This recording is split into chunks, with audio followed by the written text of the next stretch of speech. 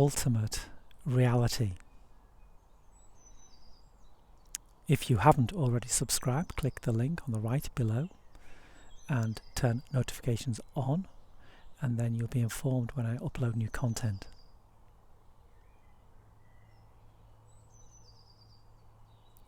So here I'm going to lay out the general consensus of what the basic schools of thought are regarding what we see, what we call reality. And these are philosophical ideas. They have names. And so, first of all, there is Monism. And Monism is a school of thought that the world, and therefore the universe and ultimate reality, contains one substance. It's made of one thing. And you can take your pick between what that thing is. The two schools of thought in Monism, the first one is that the reality that we see before us is non-physical and is mind. So mind is the fundamental foundation of everything. And that school of thought is called idealism. So the other choice you have in Monism is that everything is made up of matter. And that school of thought is called materialism. So within Monism you have two choices. Idealism, everything is mind, or materialism, everything is matter, mind or matter. And then the other overarching idea is dualism. So this differs from Monism in that dualism, two. The world, reality, is made up of two fundamental substances. And this is most famously described by René Descartes, and it's called Cartesian Dualism. So there is mind and there is matter. So if you think about our human body, we have a body and a brain, which would be matter, and then we have a mind or consciousness, which would be mind. So there's a physical element to reality, matter, and there is also a non-physical element or part of reality, and that non-physical part is consciousness or mind.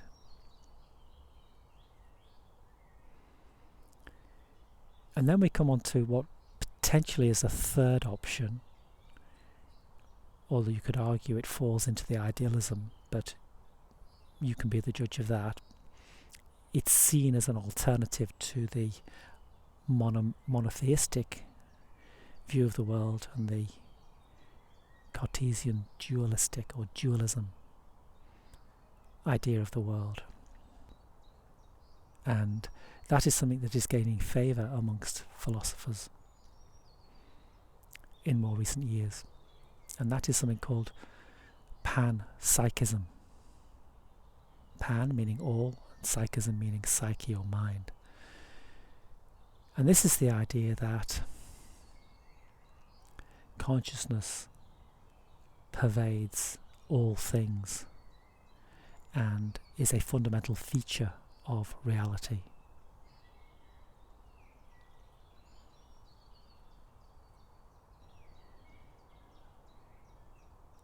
Panpsychism is not to be confused with pantheism. Pantheism is a religious context whereby you take a monotheistic view of reality, but you say that that monotheistic individual view of reality is God, and that is pantheism.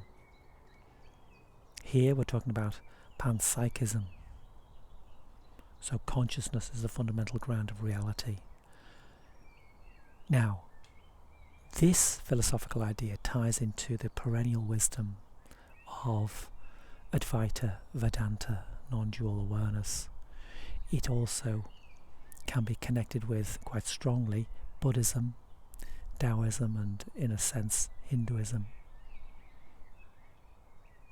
Inasmuch as those ideas, those philosophies, those ways of being put consciousness first and then define the material world or the world of form as manifestations of that one consciousness. And this reminds me of Nisargadatta Maharaj's statement that the world you perceive is made of consciousness. What you call matter is consciousness itself. So this idea turns the reductive materialism,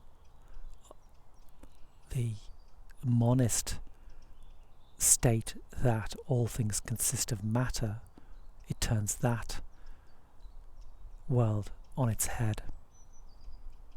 Reductive materialism has physics at the bottom of a foundational pyramid, then it rises to chemistry, then biology, then we have psychology, and out of psychology we have consciousness as the tip or point of the pyramid. So human beings, after millions of years, and perhaps animals, some animals have awareness and consciousness, and that comes out at the end of a long process. It turns that pyramid upside down and puts consciousness as the ground of reality, the base from which all manifestations arise.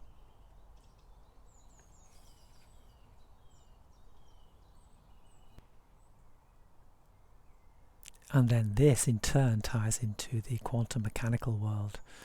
At the turn of the 20th century, we had pioneers in the quantum realm, Niels Bohr, Erwin Schrödinger. You may have heard of Schrödinger's cat.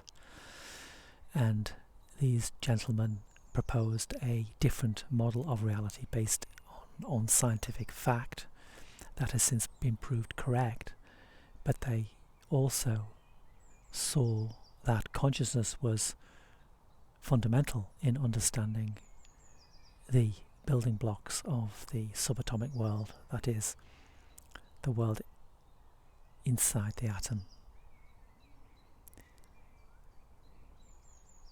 What I think I may do is follow this video up with that quantum world and quote some of the ideas that particularly Erwin Schrödinger came up with in terms of not the mathematics and the formulas, the quantum field equations behind that reality, but the implications of the quantum reality on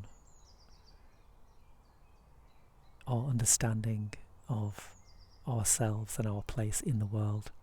And basically these statements will have strong parallels with the Advaita Vedanta non-dual perspective and the perennial wisdom of the ancient Hindu idea of all is one.